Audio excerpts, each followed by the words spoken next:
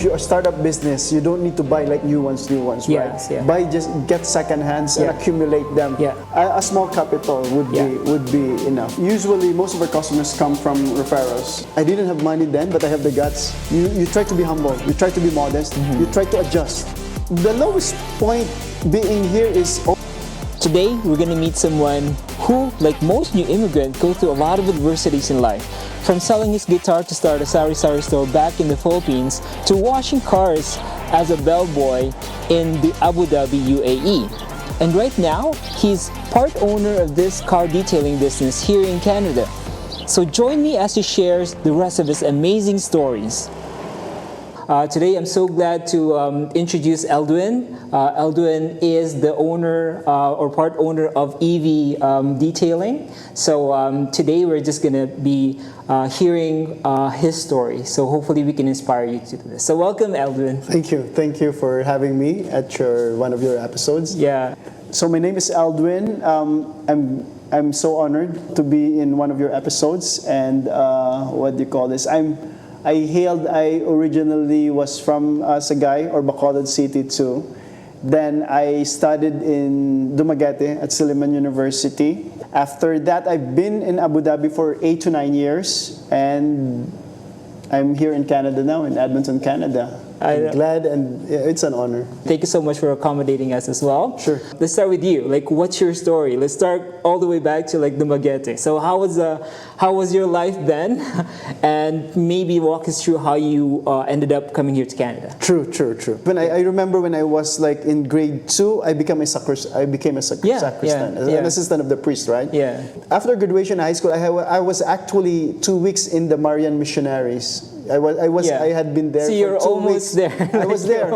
And I asked permission to my mom, and I asked her, Mom, can I become a priest? My mom didn't respond, and the whole night she was crying, so I took it as a no. So I didn't proceed becoming a priest. Okay. Yeah. I love my mom, and I honor her, so I said, okay.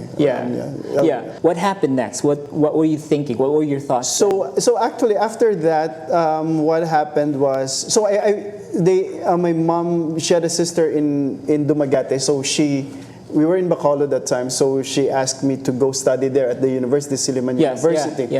I wanted to become a doctor, so everyone wanted to become a doctor, right? Doctor, accountant, engineer. Something like that. So my goal was, so I took medical technology. In Silliman. In Silliman University. Okay. But then eventually I did the laboratories and all the fees, and with all of that, it was just overwhelming. So I ended up shifting to psychology, which I finished. Took education as well. So I graduated too. Of course, I had education, and at the same time I had psychology. So I finished that, took the board exam, went to Cebu, took the board exam. And I didn't expect to pass it too, but anyway, so I passed. It's actually my dad who told me, Papa Edwin, he said like, okay, you passed, son. Wow, congratulations. Blah, blah, blah. I forgot to mention too, you know what happened in my last year in college? What I did too was my tuition fee and my guitar. I pawned it to the shop and opened my small grocery store. It's called Bopep Store. I still have my picture in my album. When there's demand, it creates opportunities, Absolutely, right? yes. So that's the businessman thinking there, right? So what I did there was like, sold shampoo, tanduay, I sold Red Horse, and Coca-Cola. I sold it with my small shop, and it was profitable then. Then after that, before graduation, I paid my tuition. And then that's it. It was a good learning experience too. Okay. So did you buy that guitar back when you got I took it back. enough money? Perfect. I took it back. And I gave it to my sister. That's awesome. So now you went to Abu Dhabi. So let's talk about that a bit. So what made you move to Abu Dhabi after finishing education in psychology? So after Cebu, I spent a few months in Bacolod. So my uncle told me, what are you doing there? Come and join me here in Abu Dhabi. My uncle at that time was in the Middle East. Okay, gotcha. So there was somebody that's already there. That was already there. And it opened up the opportunity for you. So he said, come here and start work here. So I said, okay, let's go. Then boom, went to Abu Dhabi. Haven't known anybody.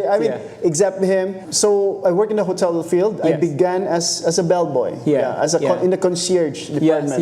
As a bellboy. It's so unfortunate because I definitely relate to you because I also worked in the Middle East before. I worked in Saudi Arabia, I worked in Dubai. So you went to Abu Dhabi. Did you go there? You were still single at that time. You didn't have any. I was single that time. Okay. So you worked as a bellboy for a hotel. I started as a bellboy. Working as a bellboy, we as Filipinos, as I mentioned to you, we're competitive. So aside from your tips, you get good tips. But aside from that, you work so hard that imagine I have some rackets, right? I have some sideline jobs. You know what I used to do? I would contract our guests to, sir, I can wash your vehicle. On a weekly basis. This is my charge.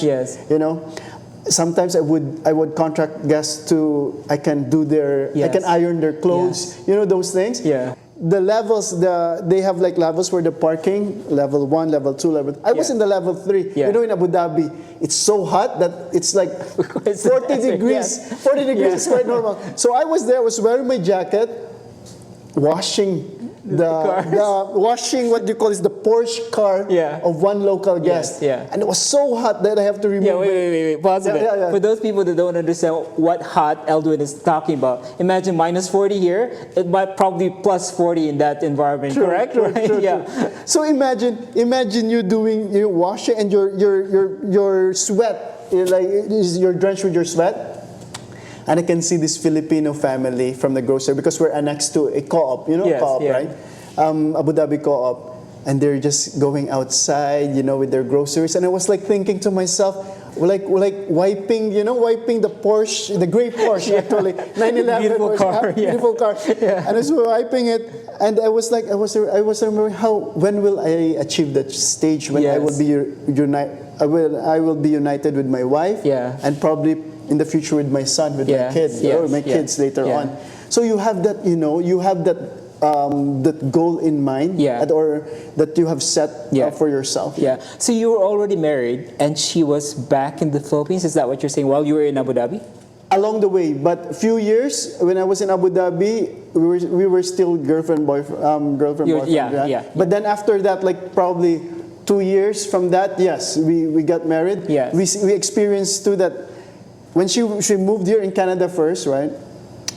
She was in Canada, I was in Abu Dhabi, and our son Lucas, he was like 2 years old at that time, or a year.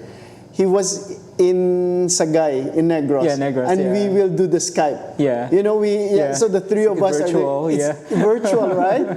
But you've shown a lot of entrepreneurial drive already in an early stage, right? For you to think about that side hustle of washing cars, right? Washing a Porsche. So what made you, how did you ended up coming here to Canada from Abu Dhabi? Well, in Abu Dhabi, I also made some side hustle aside from the hotel. But outside, I've observed too that Filipinos would every week they party, like almost every day they party. So what I did was, I didn't have money then, but I have the guts. What we did was we purchased a lot of pork in cut pork cuts, right, in Dubai. Then put it in Abu Dhabi. Then we bought a freezer, like a bunk freezer. Sell it there because I know Filipinos would love to party. Then sell it to them. Credit, then they pay when it's salary time. And on top of that, I also sold etisalat. The card, the phone cards. The phone cards. I sold them too. I bought like lots and bunch of them. Then I had like probably two dirhams or 3 dirhams extra, so as a profit per card. When I was in Abu Dhabi, I became a bellboy. After being a bellboy, I became a receptionist. After being a receptionist, I became a training coordinator. I moved to human resources. After being a training coordinator, I became a training officer, actually. Nice. Being a training officer, I was in charge of one property, one hotel. So I was sort of a training manager there in the hotel too. My wife never wanted to be in Canada, right? Yeah. She dreamt of going to Australia. It was me who was so adamant, who was so determined to come in Canada, because you hear like Canada, we have Canadian guests, you know. You see the passport, you see Philippine passport, you throw it away. You see Canadian, British passport, ooh, wow, smells good, you know. Like, it has a sense of a privilege. It has a sense of entitlement when you see another passport other than ours. So you have to change that mindset. That's the wrong mindset. You have to be proud as a Filipino. You said that your wife came here first, and then she sponsored you. After 6 months, you were already here, and you already had your son at that time, your eldest? Yes, we had our eldest at that time. Yeah. So, walk us through that experience of coming here to Canada, because the stories that you hear when you're not here yet, you know, the things that you see on TV, the people describing Canada to you, is quite different when you're already here. Right? So walk us through that. So what happened was, when I came and when I saw, it's like, and I said, this is Canada? It's like it was so different when, you know, Abu Dhabi and Dubai, the skyscrapers there, right? Yes. Here in there, you know, it's like, ooh, Abu Dhabi, right? Dubai. When you're here in Canada, this is Canada. It's like a barren, desolate place, right? Absolutely, yes, And it's so flat, right? Alberta, exactly, right? And what do you call this? And the snow time, no, I didn't account, you know, winter time. If I have known. But then anyway, it was a reality check for me that this is Canada. So coming here, in the beginning, it's a bit of a struggle too, because it was only me and my wife, right? She's the primary earner at that time, and I was only the secondary earner. So I have to find means, work around her schedule in order, at the same time, taking care of our kid or kids. You know, imagine going to Lucky 97, bringing your son with you. For those of you who don't know, Lucky 97 is actually a grocery store here that, you know, we frequent, because there's a lot of things that you can find there that's tropical, right? Tropical, and you can use for, like, you know, when you're cooking, or like Filipino dishes, right? True. So imagine it's snowing time, you're taking the bus, and you're in a hurry because there's a time for the bus.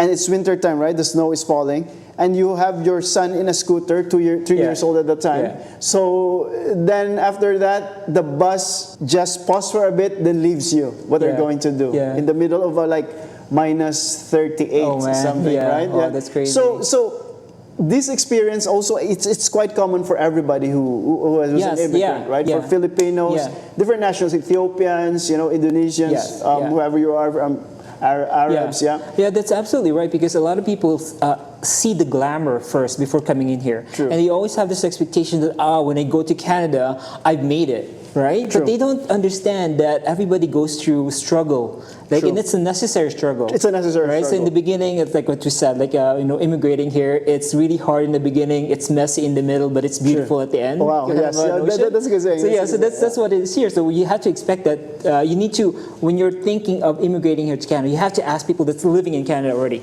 And then they tell you, hopefully, you know, the facts and the experiences and the struggles that they had and how they made it through. And that's why we're doing this kind of videos, to share experiences, so that people that's new to Canada, you know, or wherever you're coming from, at least you'll have that notion that everybody went through struggle, but they made it through, right? So can you maybe walk back through the time that you were here, and if you may, and if you're okay sharing, what was like the lowest point that you almost gave up? That's a really interesting question. So the lowest point being here is always when I see my wife sad. That's all.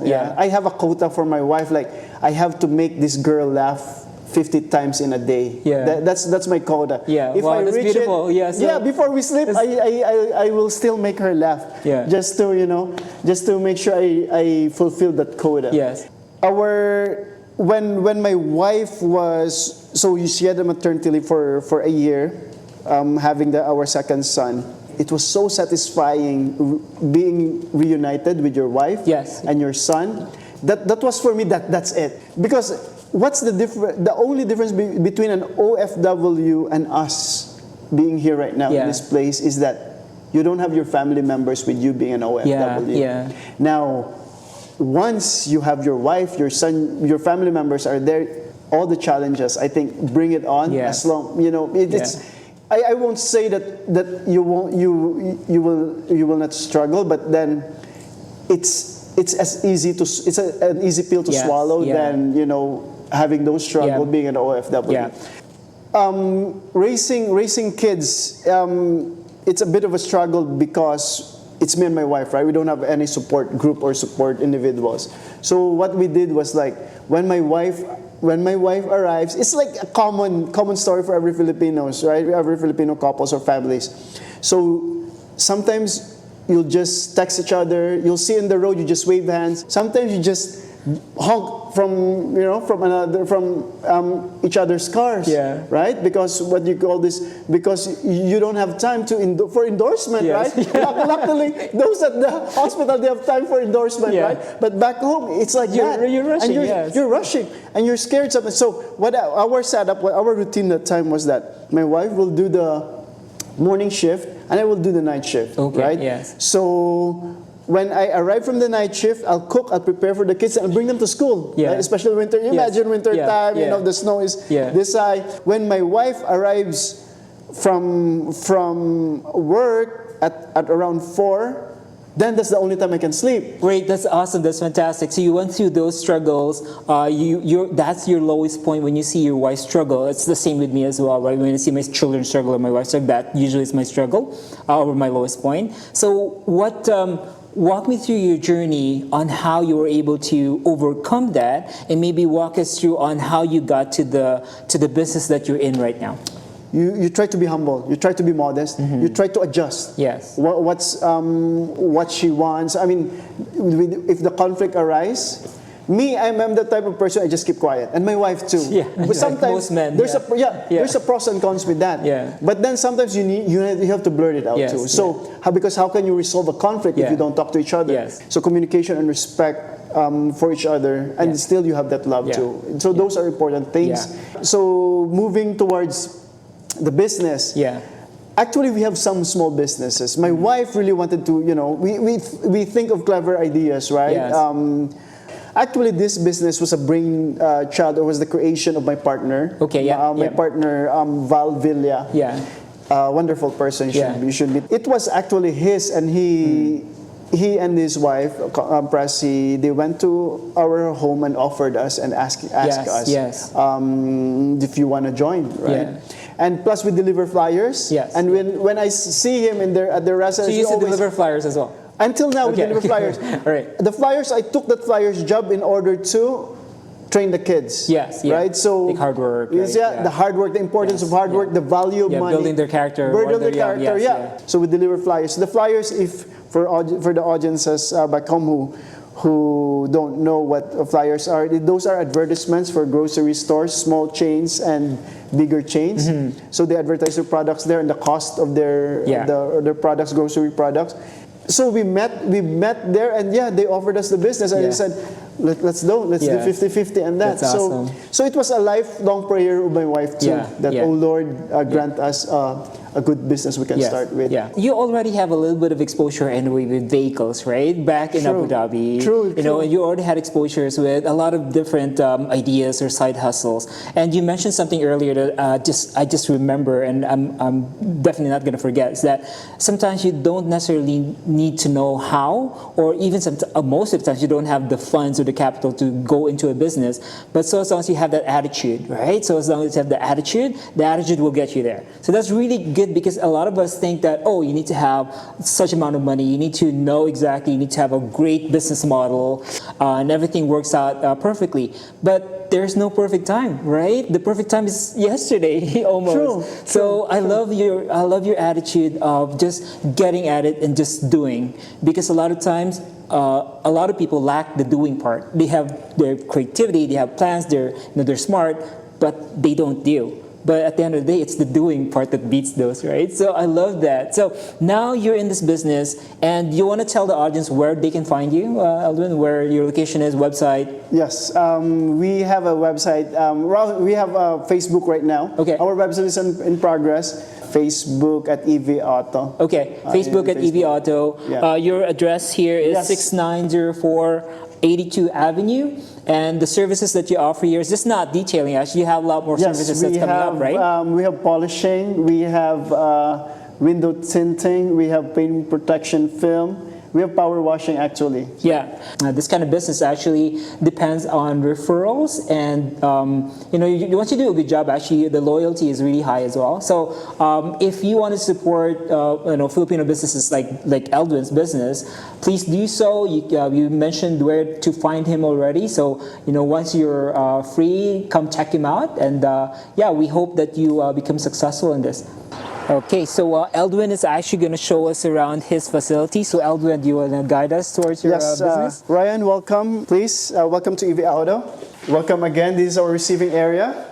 This is the place where we receive the customers, right? Yeah. So they park their car outside, then they come here. Yeah. So usually most of our customers come from referrals. So what we usually do is we confirm it to them like a day before. Yeah. And on that day, I arrive like half an hour before to prep things. Yeah. And what I usually do is I send them a message that I'm ready for your vehicle. We're just here waiting at the shop. Okay. Yeah. So what happens next after that? So after that, when I see the customer, they have their vehicle, I ask them to walk us through in their vehicle. Any concerns, particular concerns which they have. Yeah. Right. So like stains. Yeah, or, stains. Is there like something major, or something that's like a foul smell? Yeah, true. Yeah. So what the requests are special requests. Then after that, after the vehicle has been washed outside, then what we'll do is we'll bring it over here. So this is where we detail the vehicle. Okay. So after it's being washed, we wipe it down, hand wipe it. Then we put some mats on the sides and on the back. Yeah. Then we start detailing it after we have wiped it down. Yeah. We start detailing it inside, there's a pattern too, right?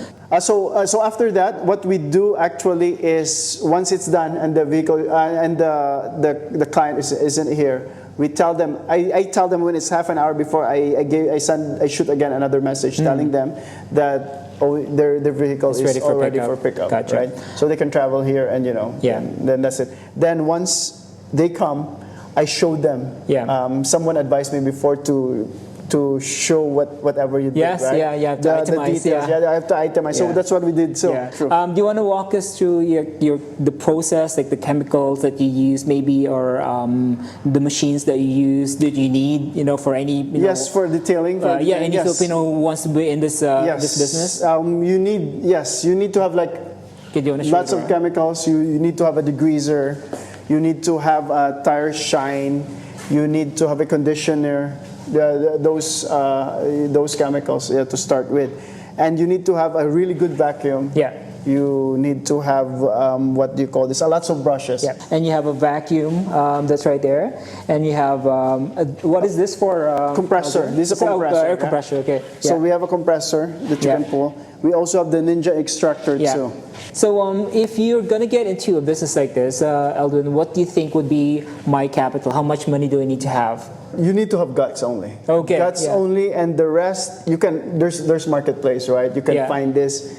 Yeah, so really what you need to get into this business is it doesn't require a lot of capital. Probably you would need, because you're paying rent here, you're paying a lease for this spot. You just need to pay for your rent. What do you call this? A small capital would be enough. Okay. Right? So you don't need a loan from a bank. No. Okay. So if I'm if I decided to get into this business, Eldwin, what would you say would be my budget for chemicals? How much would that be in the beginning? In the beginning, just a rough figure. Just a rough figure.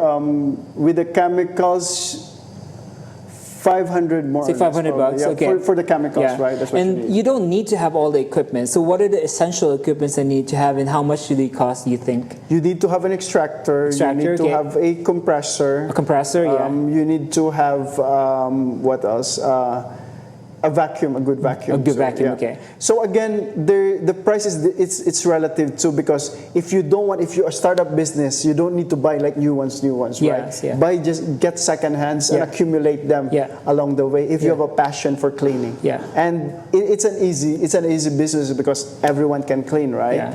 If you can, at an early age, if you know how to make up your bed, then you can clean. And I think the other thing that we need to mention is just the lease, right? So you need to find the lease, a good location. And I know that your location is really good because you're really close to the center of the city, and you're almost like close to industrial and residential as well, which is a good mix. And of course your rent, you're not in the middle of the city. That's why your rent is actually not going to be that high as well. True, so you just need to be very mindful, because rent is one of the biggest costs other than labor. But in this case, Eldwin owns the business and he works here with some help with other individuals for sure. So he saves a little bit of that labor cost. So it's more like his in the baby. beginning, right? In the beginning, yeah. Sure. All right. So what are the challenges that I need to know? That's a hurdle. If you're starting and you don't know anybody, right? You have to get outside and you have to advertise yourself,